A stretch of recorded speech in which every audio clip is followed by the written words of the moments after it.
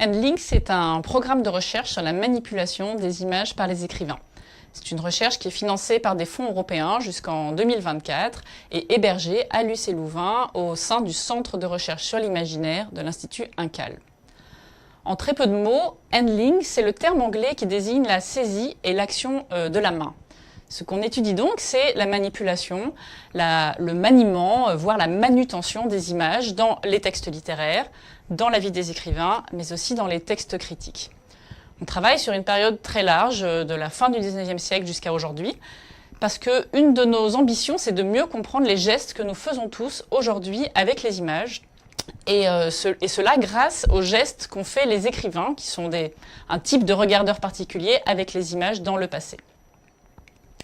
Quelles images ces écrivains ont-ils donc en main? Ce sont d'abord des images artistiques, comme ces tableaux ou objets d'art dont les Goncourt aimaient à s'entourer, mais ce sont aussi souvent des images moins nobles, des images commerciales, des images publicitaires, ou des cartes postales que collectionnaient les surréalistes, comme Paul Éluard avec passion, ou bien encore des brochures touristiques que collectionnait André Becler, journaliste et romancier de l'entre-deux-guerres. Mais on trouve aussi un intérêt pour le dessin industriel ou le dessin technique, qui a su inspirer la romancière contemporaine Cécile Portier pour un de ses projets les plus récents.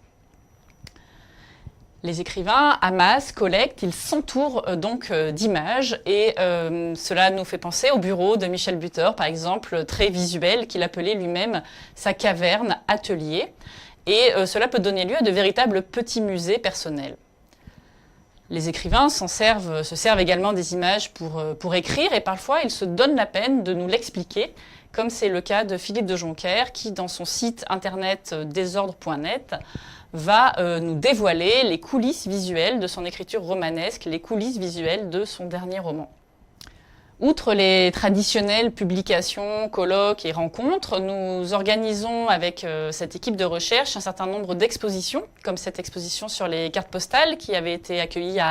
aux rencontres d'Arles en 2019, mais aussi des performances, des lectures, des rencontres avec les écrivains, des ateliers d'écriture à partir d'images et des ateliers de réflexion à partir d'images aussi, à destination cette fois des chercheurs, comme c'était le cas dans la journée qui constituait le lancement de ce projet de recherche en septembre 2019 et qui portait sur le mur d'images.